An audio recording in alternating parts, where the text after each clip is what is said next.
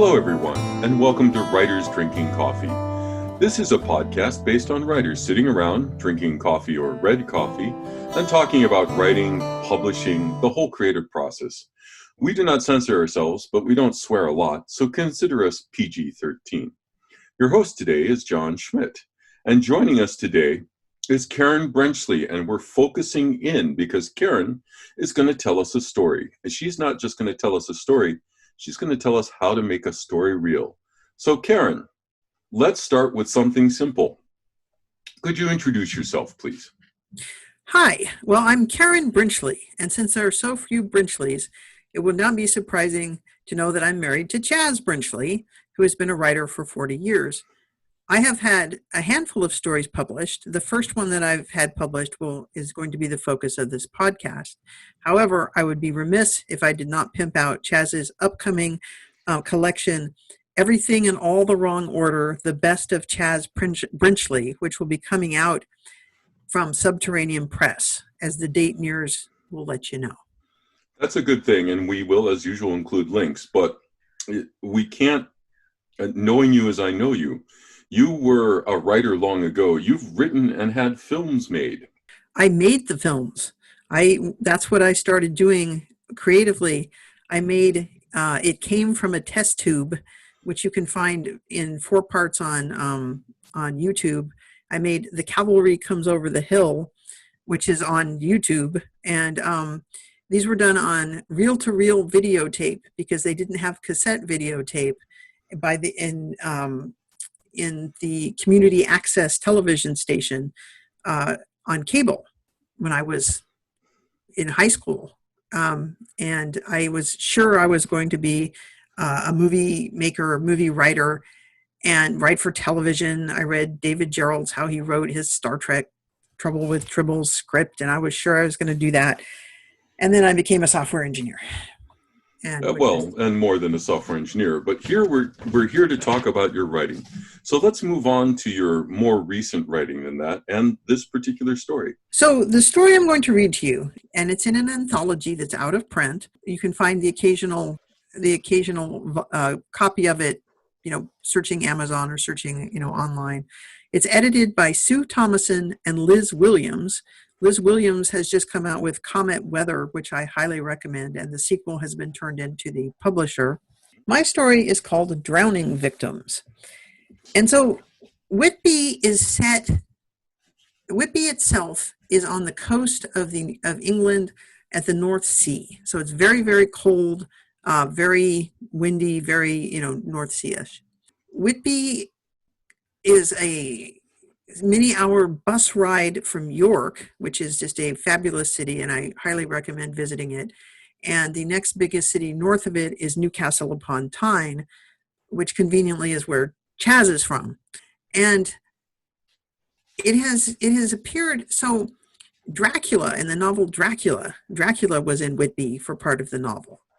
It was in, Whitby Abbey is a famous abbey. There was Hilda was the Abbess. The abbess, thank you. The abbess, and she was rare in those days. This is in, early 6th century. They had a synod, and she as a woman was invited to this synod, and I cannot remember it. Perhaps John, you can, but she was a very big deal. And Whitby Abbey was a very big deal, and it's still standing. It's in ruins, but it's still standing there. And so, and Whitby just has all sorts of little quirks and odds and ends and things. And so Sue Thomason and Liz Williams do these anthologies periodically, and they're set in the town where one of them lives. And Sue lived in Whitby. And the way I found out about this anthology, this is the very first story I sold. I had written some stuff. I'd mostly written poetry, though, and you know how well that sells and how much it pays. But I was on... This is in the early 2000s, or the mid 2000s, and so Google existed, but the World Wide Web existed. Facebook didn't. So the way people chatted and communicated is there would be websites that would host essentially Facebook groups. So people would join these groups and send and send emails back and forth, and everyone would see them and that kind of thing. And so I was in this group with a bunch of writers because I just happened to know lots of writers. And Liz said, "Oh yeah, I'm doing this anthology and anyone here is welcome to submit a story." And I thought, I'm here. And she sent out what's called a Bible. The Bible, this term is also used in film and television and in writing, but this is what we want our project to look like. These are the things that should be in it. This is just to let people know what's coming and what you need to do. So I perused the Bible carefully and looked for things that, that I thought might make a good story. Because I was thinking, what if my main character could be English? I thought, oh, I'm just so not English. I'm so American. How do I do that? There were other things. There's Caedmon, who was he's a famous early English poet. If you're into early English poetry, I thought, well, maybe I could be a poet. Was he in the Bible, or is he coming out of your own experience? Caedmon is someone I've heard of. So I belong to the Society of Creative Anachronism, and I was a bard in the Society for Creative Anachronism. So Caedmon isn't from the Bible. Caedmon's from your own knowledge. Caedmon is from my own knowledge, but it was mentioned there. Okay. But there's also, they put notes about things like the amusement arcade is directly opposite the fish quay. Okay, that's kind of interesting. The old Spa Theater is haunted, she said. They say in this. So the Bible excuse me? The Bible has a lot of in-town information, but the secondary part of it is even if the Bible's wrong as far as the town goes, the Bible's right as far as the writing goes. Yes, these are things they're just letting us know to get started, so we don't have to go. This was Google, but not Mm-hmm. It wasn't as complete, and people didn't post things as much. But also things like host a whole bunch of festivals, they host that kind of thing. So with all of this, I said, okay, I'm going to be an American.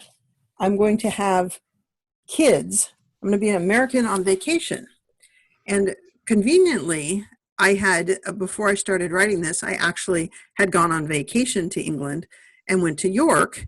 Did you have a couple kids with you? No, but I generally do, other people's kids. I like other people's kids. You give them back after they're spoiled rotten. So I've been to York. I wanted to go to Whitby, but it's a many-hour bus ride, and things didn't work out. But anyway, so I also did take advantage of the internet to look up some things. Also, I bought Whitby: A Pictorial History, and I bought Around Whitby. That's one of those books that's kind of got a sepia print on the front, and you can buy one for just about any town, anywhere. I got one for Sunnyvale. They're very nice. I really like them. And but they have pictures. They had pictures. And so looking through these and giving this knowledge, I said, okay, I'm going to have a mother and two kids in Whitby.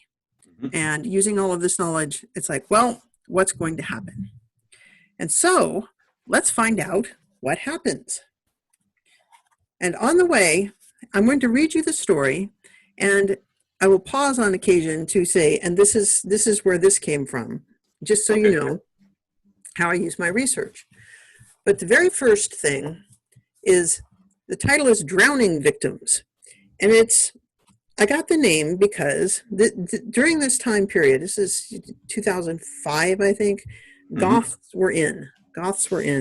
And everywhere you looked, there was a young woman with very pale skin and wearing, black things. And one of my more colorful friends described them rather disparagingly as drowning victims. So that's part of where this title comes from. Drowning Victims by Karen Williams. That was my name at the time. Carolyn Bowers looked up from the tourist guide in her hand and said, as cheerfully as possible, "The old Spa Theater is haunted. Isn't that nice?" She looked back through the light drizzle at her two teenage children.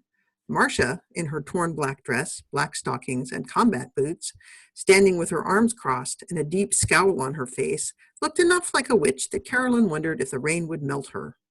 Carolyn had named her after Marcia Brady, with a vision of a perfect daughter with flowing blonde hair. Instead, her Marcia had dyed her hair black and would only answer to the name Raven Rain. Little side note, I used the "what is your goth name" meme on the internet, as what is your whatever name that you see. And if you put Marcia Bowers in, you get Raven, rain. Okay, moving on. With a stifled sigh, Carolyn turned to her son, at 14, not quite so world-weary as his older sister. As usual, Rob had his Game Boy in front of his face, his thumbs working rapidly. Rob, I think there's an arcade down by the water. Would you like to visit it later? Her son grunted without looking up. She was pretty sure the last complete sentence he'd uttered was, all your base or belong to us, several years before, whatever that meant.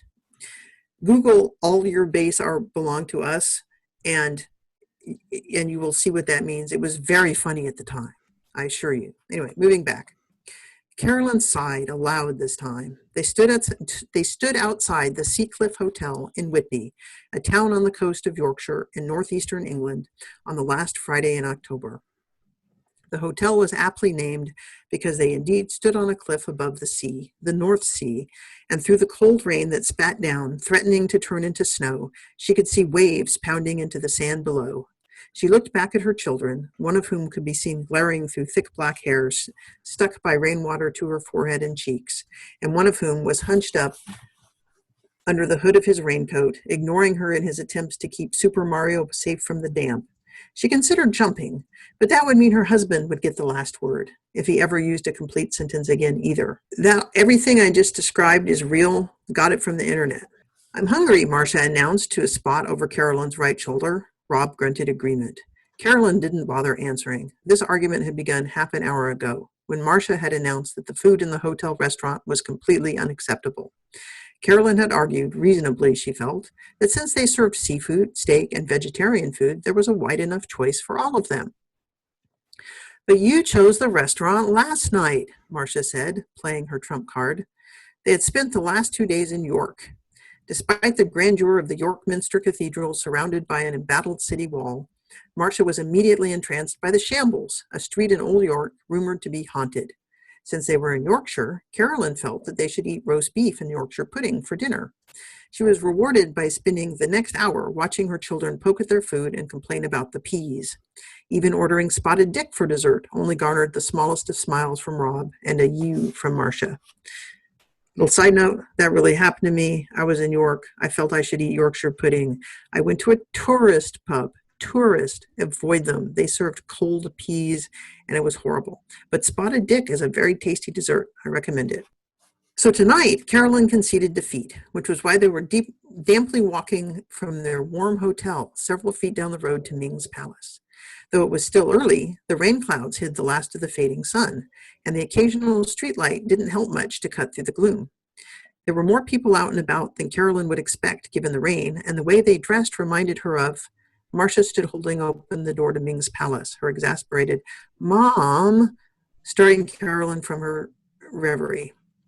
She followed her daughter inside, but stopped just inside the door, surprised. In among the very few local people and tourists that she would expect to be out on such a cold night were several people wearing pale makeup and dressed in an odd assortment of old black clothes, very like what her daughter wore, though at the moment her daughter wore what looked suspiciously like a smile.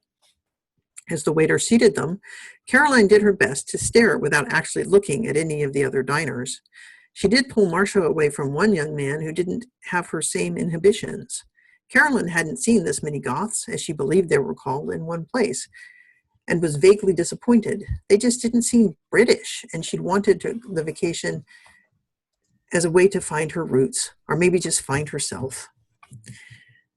A grunt from Rob indicated he did, in fact, want cashew chicken. Marcia went for moose shoe pork, and Caroline, in a fit of daring, ordered the fried duck, which gained her another "ew" from her daughter. Then you don't have to share. Caroline spread out her damp tourist guide on the table, ignoring the faces Marcia was making. Now, the Musicport Music Festival starts tomorrow, Caroline cut through the groans from her children, and runs for 3 days. Groups from Africa, the Caribbean, all over Europe. Boring. Marcia slumped back in her chair. Can't we just, hang out? This dump is bound to have history or something educational. From the glances Marcia was making toward the young men and women at the nearby tables, Caroline was pretty sure she knew what kind of education her daughter had in mind. Caroline held very tightly to the shreds remaining of her temper. We're here as a family. We're going to do things as a family. Things you like to do, Marcia spoke softly to the table.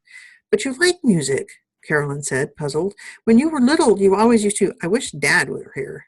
Rob looked up from his game almost furtively, then quickly ducked his head back down again. Marcia sat back with her arms crossed, scowling down at the tabletop. Caroline's stomach did a quick somersault. Your father's working hard, she said, with as level of voice as she could manage. Dad's always at work. And that was the problem, wasn't it?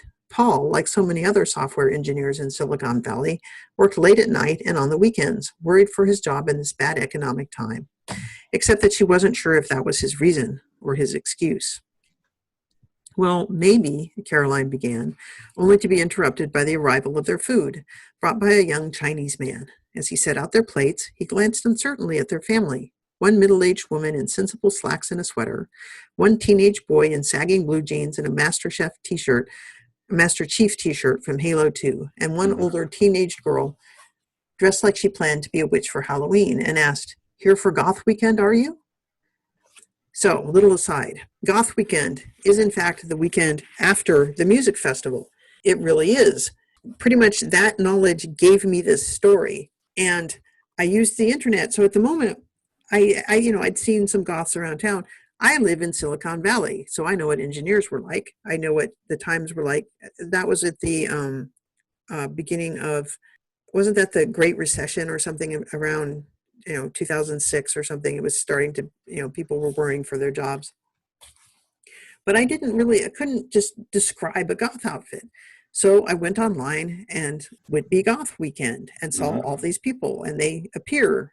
I will describe them. You will now find out what they look like. So Marcia said, "Did you say Goth Weekend?" "No, we're here for the International Music Festival," Carolyn explained. "Oh, that was last week." The waiter shook his head. "This week is the Goths." And with that, he finished setting down their food and hurried off to another table. Marcia's eyes were shining. "Mom, this is great. I bet they'll have music." "Good music," she said pointedly, "and maybe shopping." A woman at the next table, wearing what looked like a burgundy corset with a matching velvet skirt, stood up and began shrugging into her long black leather coat. "I'm off to the bazaar then," she said to her table mates before heading for the door. "A bazaar," said Marcia, "so there is shopping." She turned to her mother with the same big eyes she used to use when begging for a new Barbie. "Please, Mom, can we go? Please? I'll never ask for anything again, ever. This would be so cool." Side note, yes, there is a bazaar. I found that out on the internet. Carolyn couldn't think of anything more unnerving than spending time in a loud room, crowded close to people who looked like the people in the restaurant. Most of them looked like bodies washed up after a drowning. She tried to sound as reasonable as possible as she said, "I know you'll be disappointed, but I don't think so, dear. You can do your music things at home. This trip is about you," Marcia interrupted, her voice bitter. "This trip is about you and what you want and where you want to go, which is to get away from us and to get away from Dad." Caroline stared, astonished. "Marcia, I hate that name," she screamed. "I hate you." Her daughter pushed back her chair, grabbed her coat, and stalked out of the restaurant. Carolyn froze for a moment in complete disbelief, then in slowly mounting anger. The other diners were either trying not to look at her or openly smirking. How dare she act that way?" Caroline said in a fierce whisper, "after all I've done for her, bringing her all the way to the land of her roots." She stood up in the now silent restaurant and pulled on her blue raincoat, decorated with cheerful ducks, and thrust her purse at a dumbfounded Rob. "Pay for dinner." She left him staring after her as she hurried past the other diners towards the door. Outside, the rain was still falling softly, and a fog had moved in to swirl around a growing crowd of shadowy figures moving past. In the dimness, Caroline couldn't make out one dark-clad figure from another. "Marcia?" The crowd continued to push past her. "Raven?" 3 heads turned toward her, but before they turned away again, she could tell none were who she was looking for. Self-consciously, she put up her hood against the rain and set off to the right toward a large building set against the cliff. Her map had said this was the Spa Pavilion, home of the supposedly haunted theater. Maybe Marcia had gone there. I don't know if you remembered, but in the Bible it said the Spa Pavilion and the Spa Theater were haunted. Anyway, she joined the throng of people moving toward the looming brick building ahead, grateful for her boots as she splashed through a puddle. The young people around her laughed and shouted at friends in the muffling fog, though their good humor simply fueled the anger still rising in her. As she looked at the girls walking past in their old-fashioned finery, she could only think of the battles after battles she and Martha fought. Why did Marcia insist on dressing like a bag lady from 100 years ago? Why did she insist on making her mother's life miserable? She was just like her father. Carolyn stopped abruptly, the young people cursing as they veered to avoid her. She ignored them. She was not going to listen to teenagers anymore. Just as soon as she found Marcia, she was sending her home to her father, and Rob too. Caroline was going to be on her own, be free of all of them. She started walking toward the spa pavilion again, in a grimmer mood. She soon found herself moving with the flow towards a door at the closer end of the building. When she made her way inside, she found herself in front of a table with a harried woman sitting at it. "Ticket?" the woman said, over the loud music pounding from inside.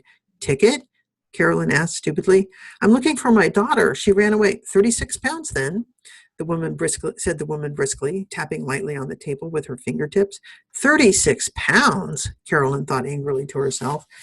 This will come out of Marcia's allowance. But her groping hand did not find her purse, and after a moment's horror, she realized she had left it with Rob. "I don't have any money," Carolyn said, flustered. "With me, I mean, my daughter." But the woman had already turned to the man behind her. Carolyn found herself pushed into a corner just inside the door with a good look at the people streaming by. She didn't see Marcia, but the others caused her to stare. They weren't all teenagers, as she had expected, but people of all ages and sizes, she thought, looking at one busty woman in a frilly blue velvet dress and matching feather hat. Or was that a man? Carolyn quickly looked at the next group in line, 2 men and a woman, all dressed in tight black leather and fishnets, with spiked leather collars around their necks. One had a sharp steel claw on his index finger. One had fangs showing through his lips, black with lipstick. Again, this is all from the internet. Her anger began to give way to panic. Her baby was inside with people like this? Then, in relief, she realized that Marcia probably didn't have £36 either. Carolyn began pushing against the tide toward the door. If Marcia wasn't here, she'd still be outside, and Caroline was determined to find her. The crush of the crowd forced her up against a tall man in a long satin cape. At her muffled, "Excuse me," he turned from where he was tacking up a poster announcing a Bat Conservation Fund raffle, next to one announcing a concert by a band named Screaming Banshee Aircrew, to face her. There really is a band called Screaming Banshee Aircrew. Mm-hmm. "Good evening, madam," he said, offering his hand. She reached to shake it, but he instead lifted it to his lips and kissed the air just above it before releasing it gently. Surprised, Carolyn's hand fell to slap against her side. Now this, she thought, is how a man should treat a woman. Even in the dim light, his face was surprisingly hard to focus on, though he appeared very handsome. His dark hair was carefully combed back from a widow's peak. His dark eyes gazed intently at her, and, like almost everyone else, he wore old-fashioned black evening clothes. "Leaving, were you?" he asked in a deep voice. At her nod, he took her arm and tucked it under his, then began moving them both towards the door. The crowd, which had thickly blocked the door a moment before, moved out of his way immediately, though no one seemed to notice him. Just as none of them noticed me, Carolyn thought bitterly. As she stepped beside him through the door, she added to herself, "But a gentleman saw me right away." As the cold rain and fog hit her face, she snuggled closer against her tall companion. "This way," he said, leading her along the side of the pavilion toward the second wing, which, according to her tourist guide, held the theater. His voice lacked the distinctive quality that she had come to associate with the people of Whitby. Side note, people in Whitby and all along the coast are Geordies. They have a very distinct accent. "Where are you from?" Carolyn said, trying to avoid puddles. Her companion answered, "Why, from here." At her puzzled look, he added, "I have lived here for some time, though my family comes from the Principality of Wallachia in Eastern Europe." He shrugged, elegant in his silken cape. "I'm technically minor nobility there, though I haven't returned for some time." Guess who this is? 2 guesses. Anyway, Caroline walked alongside him contentedly, trying to imagine walking through the fog, swirling romantically around them with her husband, Paul. If she could get him out of the house at all, he'd insist on wearing old jeans and a T-shirt. She hadn't seen him in formal clothes since their wedding. The fog seemed to be muffling the noise because she could no longer hear the band that had been playing, and she couldn't see any other people nearby. In fact, the fog had grown so thick she couldn't see her feet. The man next to her seemed like the only other person in the world. The man with her stopped, and through the fog, Caroline could just make out a door in a wall that had to belong to the theater. There was no line here, and when he opened the door, there was no ticket taker sitting at a table. In fact, it didn't look much like a theater at all. Where are we? She asked, beginning to be worried. Remember, I mentioned the old Spa Theater is haunted, a place I consider a second home. Would you like to come inside? He answered pleasantly. As she held back, he added, I can offer you a glass of wine and a little bite of something. He smiled down at her, and in the little bit of light that could make it through the fog, she saw what looked like fangs. Real fangs. She froze, horrified. Adrenaline broke the spell, and she turned and ran through the fog, her boots splashing water up her legs and her breath rasping in her throat.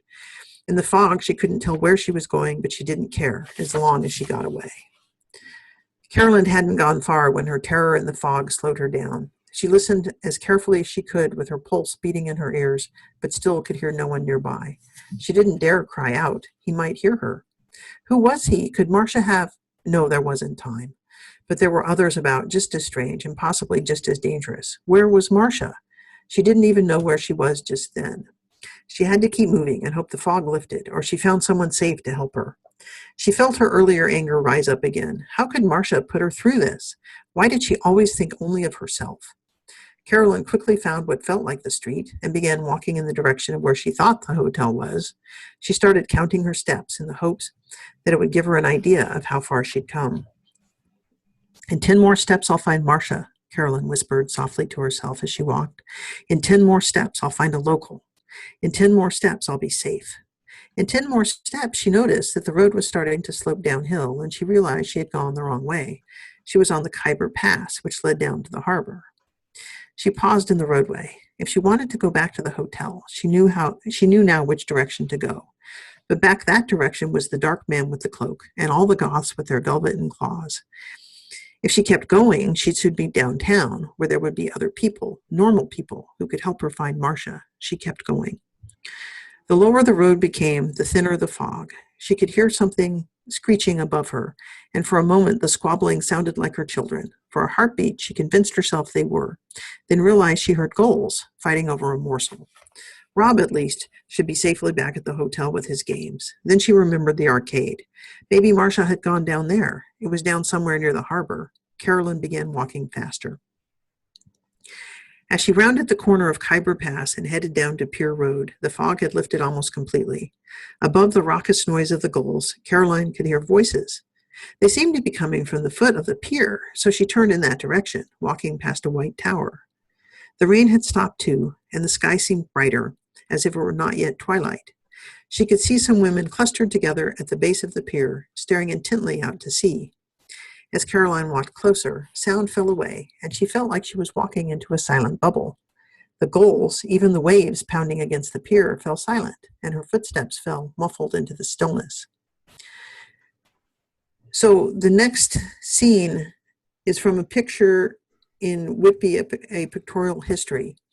Okay. And so I used this picture and expanded the scene from that. Okay.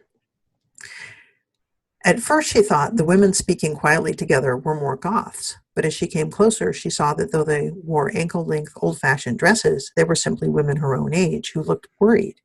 Their voices grew louder as Caroline approached through the hush on the old wooden quay.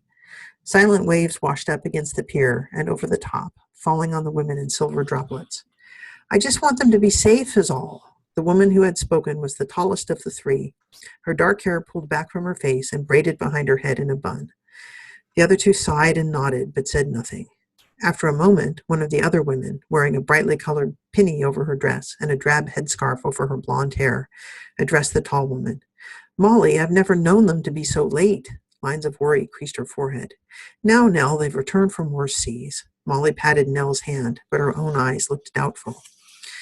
Carolyn had now walked close enough to touch them, but the three women continued to look down the pier at the roiling ocean, not acknowledging her presence.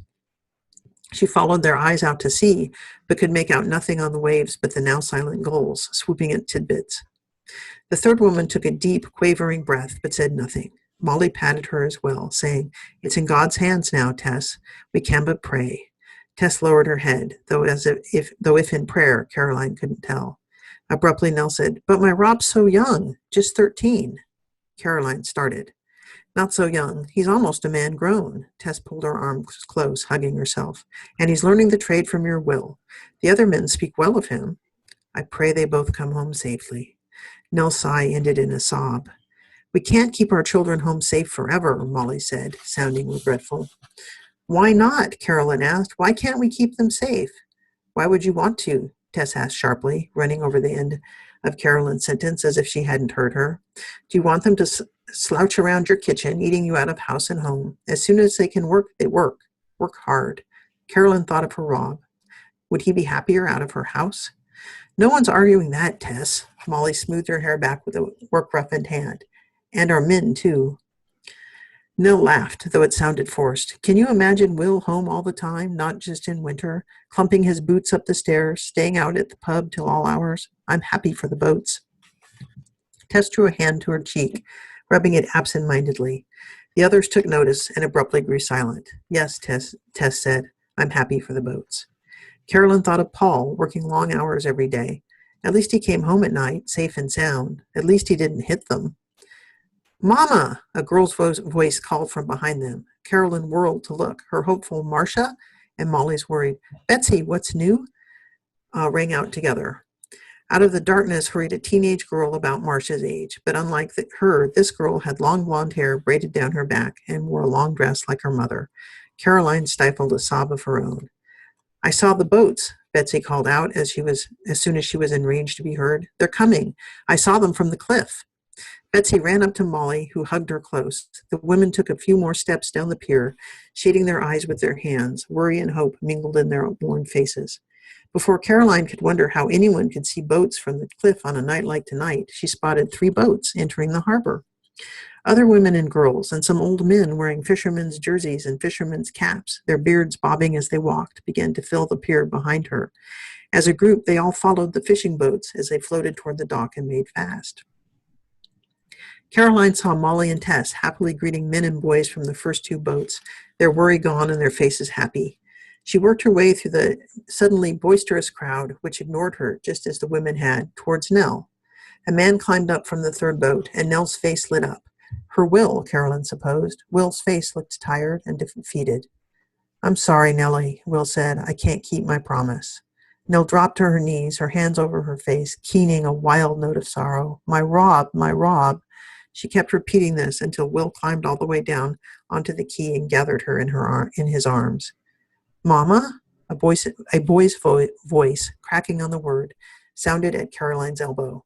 She turned to see a teenage boy, dressed like the men, standing beside her, staring at Nell and Will. Papa? The 2 in their grief either didn't notice the boy or were ignoring him. The boy smelled strongly of the sea. Caroline looked closer. The boy's face appeared a very pale blue in this light, and his lips and tongue were black, as if he were using the same lipstick as the Goths. But these weren't Goths here. The boy stepped closer to Nell and Will. Mama, it's Rob. I'm home. Papa promised he'd bring me back. Mama? Rob's parents continued to ignore him. Abruptly, he turned back to her, speaking directly to her. Why won't they answer me? He asked. His dark mouth quivered, as if he were holding back tears. You see me, don't you? Carolyn nodded her head, afraid to say anything. Why don't they?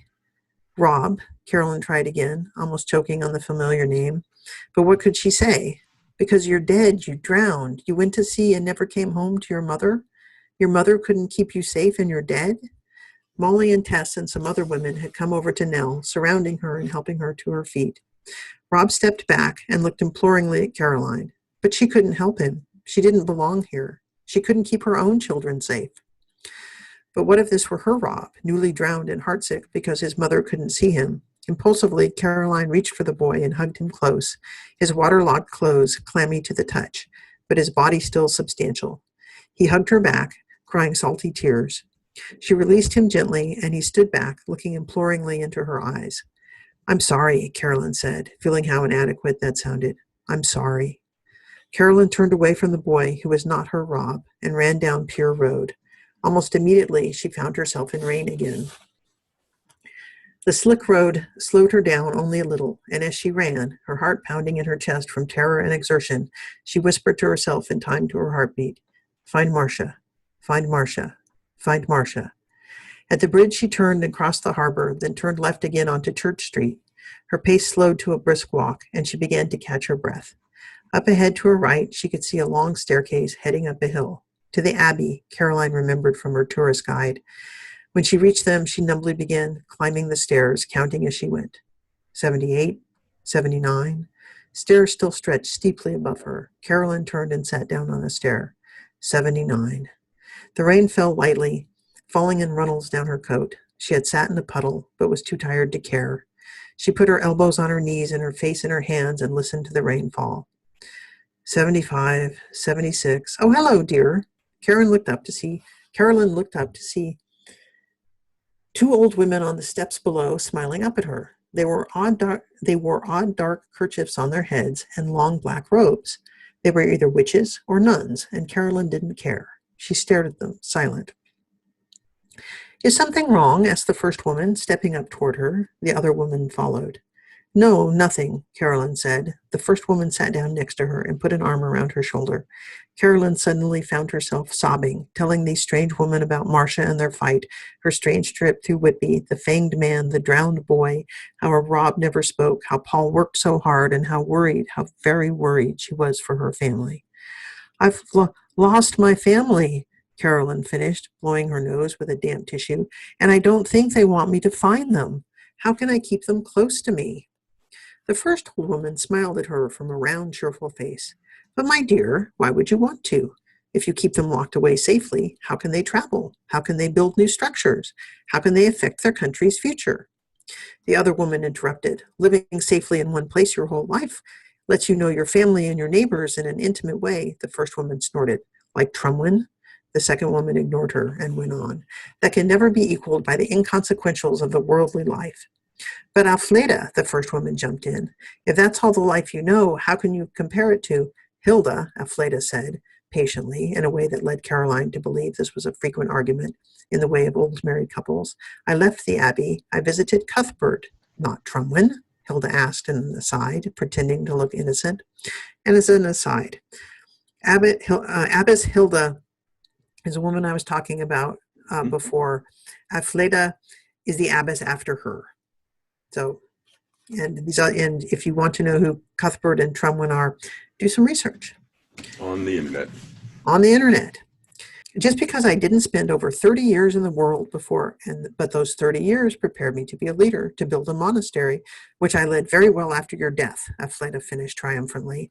Caroline stared at her, not sure she had heard right, but not surprised either. She didn't think anything could surprise her again. Hilda looked uncomfortable, and both women sat quietly, looks of chagrin on their faces. You're Abbess Hilda, Caroline said, suddenly remembering her guidebook, and not surprised at all to meet a 1,000-year-old nun. I'm an abbess too, Alfleda cut in, the younger abbess. And you have a street named after you, Caroline said to Alfleda. Alfleda smirked. So I do. Caroline looked back and forth at both of them, puzzled. But you're both saints. Why are you here? Aren't you supposed to be in heaven or something? Alfleda made a face at Hilda. That's not important, Hilda said quickly, turning to face Caroline directly. What is important is your daughter. I can promise you that you will find her. What do you want to do then? Hilda's face had lost its merry look. She sat, serious, waiting for Caroline's response. Caroline's first thought was to ground Marcia for 6 months, but something in Hilda's face gave her pause. What did she really want to do when she found her children again? I want to love them, she said slowly, and I want them to love me. I want to keep them safe until they're grown. How can you keep them safe and let them grow? Hilda asked quietly. Children can't grow in a cage. But what if someone hurts them? Caroline asked, thinking of the fanged man in the cape. That's a risk you must take, Alfleda said. What matters is if you're there for them, to help them heal and to help them learn. But what about all the strange things they do, like those video games of Rob's and Marcia's goth clothes? That's how they learn, Hilda said with a smile. One summer when Alfleda was a girl, she insisted on walking backwards the entire summer. She drove the sisters to distraction, but she grew up to be a strong and splendid woman. The two old women smiled warmly at each other. Look in your heart and see the man and woman your child will become. That walking backward thing, I made that up. Okay. Just so you know. Caroline tried to imagine Marcia as an adult, dressed in black fishnets on her way to an office, and Rob looking up at her and actually speaking. She was too tired. Hilda and Alfleda stood up. It's time for you to go to your children, said Alfleda. Caroline rose too. How? Just climb the stairs. Carolyn turned and looked up at the long flight above her. She turned back to thank the old women, but they were no longer there. She turned once more and stepped up stepped up in the rain, only to find herself on the stairs in the Seacliff Hotel. She swayed for a moment and caught the rail before she fell. She climbed to their floor and started down the hall to their room. As she reached it, she heard voices inside. Her knees started to give way in relief, but she steadied herself against the doorframe. Caroline reached for the doorknob, but paused for a moment. As Abbess Hilda had promised, she had found her children, safe if not entirely sound, based on the quarreling she heard through the door.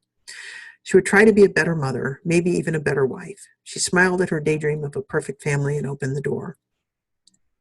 The first thing she saw as she entered the room was Rob, seated on the floor in front of the television set, playing a game. He didn't look up. "Mom?" Marcia stood just outside the bathroom door, wearing a Nightmare Before Christmas nightgown and a towel wrapped around her hair. "Where have you been?" Carolyn almost laughed. She was so happy to see her children. She let her damp coat fall to the floor and held out her arms. "Give me a hug, sweetheart," she said to her daughter. "Ew, you're all wet." Marcia flounced over to the dressing table and began digging her iPod out of her bag. Carolyn kicked off her damp shoes and socks, then walked over to Rob. She reached down and tried to hug him, too, but his face never left the screen, and he wriggled away from her. Carolyn tried not to let herself feel the disappointment. At least they were safe. She was safe. She would be a better mother. She just wished they would be better children. With a sigh, she walked toward the bathroom and the promise of a hot bath. It wouldn't happen in a single night. It would take some work. 76, 77, she muttered to herself as she closed the bathroom door behind her. The end. We'll go ahead and put links to all the interesting things mentioned here on the website, which is, of course, www.writersdrinkingcoffee.com. And you can find us on Facebook or Twitter. Tell us how you like the story. See if you can find it. We also answer email. Karen, if anyone emails in, would you be up to answering questions about it? Possibly. I'd be quite happy to. Excellent. Thank you. You've been listening to Writers Drinking Coffee, a labor of love and enthusiasm put together by the hosts. Our main web support magic is brought to you by Deirdre McGaffey-Schwein, and our sound engineer and backup web spider is Dave Welsh.